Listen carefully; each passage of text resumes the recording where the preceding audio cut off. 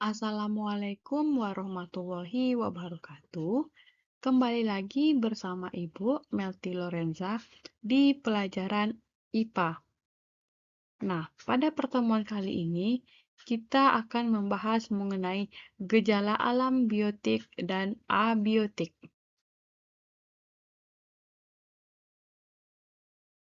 Pada bab ini, KD atau indikator pencapaian kompetensi yang akan kita capai adalah KD 3.1 memahami gejala alam biotik dan abiotik, dan untuk indikator pencapaian kompetensinya yang pertama adalah menjelaskan gejala alam biotik dan yang kedua menjelaskan gejala alam abiotik.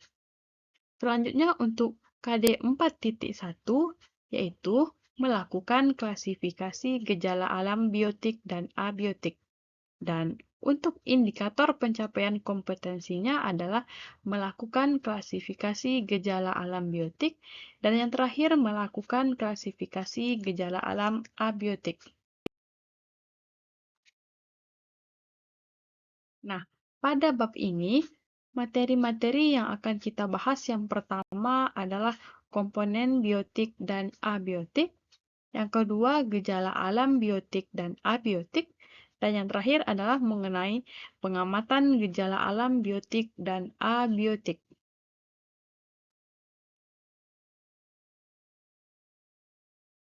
Langsung saja kita masuk materi yang pertama, yaitu komponen biotik dan abiotik. Nah, kita semua sadar bahwa manusia tidak dapat hidup sendiri, melainkan hidup berdampingan dan saling berinteraksi dengan lingkungan. Nah, lingkungan ini dapat berupa makhluk hidup dan berupa makhluk tak hidup. Nah, pertama yang akan kita bahas yaitu komponen biotik. Masing-masing komponen mempunyai anggota yang berbeda-beda, dan komponen biotik ini merupakan faktor hidup atau organisme yang terdapat di lingkungan sebagai makhluk tunggal atau individu yang dibutuhkan oleh makhluk hidup lainnya. Ekosistem tidak akan terbentuk tanpa adanya makhluk hidup. Nah, beberapa contoh dari komponen biotik ini antara lain yang dapat kita lihat pada gambar adalah seperti manusia, hewan, tumbuh-tumbuhan, ataupun mikroorganisme. Nah, untuk komponen biotik ini dapat juga kamu kenali melalui ciri-ciri yang dimilikinya, seperti bergerak, bernafas, makan, tumbuh, berkembang biak, dan peka terhadap rangsang atau yang sering kita sebut iritabilitas. Selanjutnya yang kedua adalah komponen abiotik.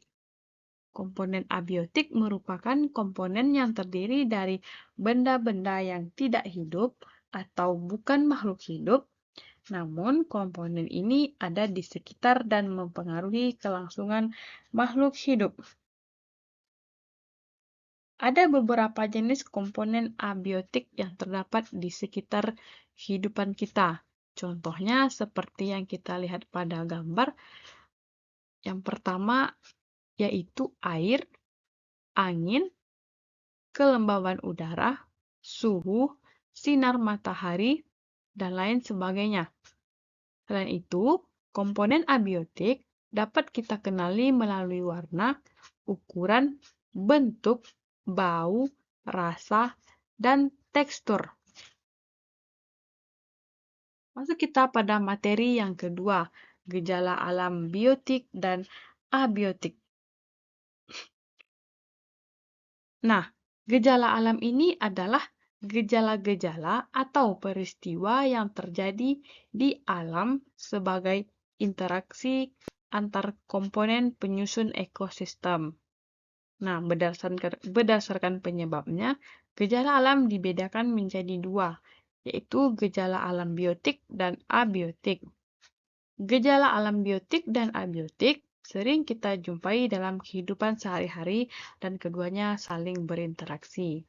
Nah, untuk gejala alam biotik yaitu gejala alam berupa peristiwa yang timbul akibat interaksi antar komponen biotik atau makhluk hidup dalam ekosistem. Nah, contoh untuk komponen biotik ini seperti yang kita lihat pada gambar yaitu tertutupnya kolam oleh pertumbuhan ganggang yang menyebabkan warna air kolam yang tadinya jernih menjadi warna hijau. Selain itu, contoh dari gejala alam biotik ini seperti timbulnya bercak-bercak hitam pada roti setelah beberapa hari dibiarkan pada tempat yang lembab. Nah, bercak-bercak tersebut merupakan jamur yang tumbuh pada permukaan roti. Selanjutnya yang kedua, yaitu gejala alam abiotik.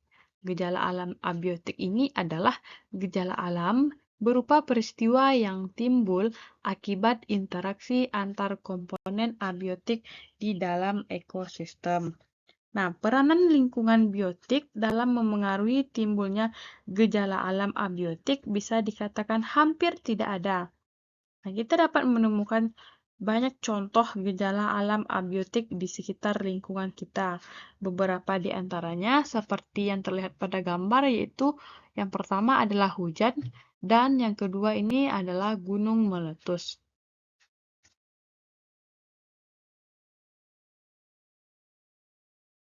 Selanjutnya materi yang terakhir yaitu mengenai pengamatan gejala alam biotik dan abiotik. Pengamatan gejala alam biotik dan abiotik pada umumnya dapat diamati secara langsung di alam terbuka. Selain itu, juga dapat dilakukan dengan penelitian di dalam laboratorium dengan bantuan alat-alat praktikum yang dapat membantu menjelaskan fenomena gejala alam biotik dan abiotik ini. Nah, agar pengamatan yang dilakukan menghasilkan data yang benar dan dapat dipercaya, kita harus menggunakan alat, bahan, dan prosedur kerja yang tepat. Metode pengamatan yang terencana dan sistematis untuk mengamati gejala alam dituangkan ke dalam metode ilmiah. Selain itu, kita juga harus membekali diri dengan keterampilan kerja ilmiah agar pengamatan berjalan dengan lancar, baik pengamatan di alam maupun di laboratorium.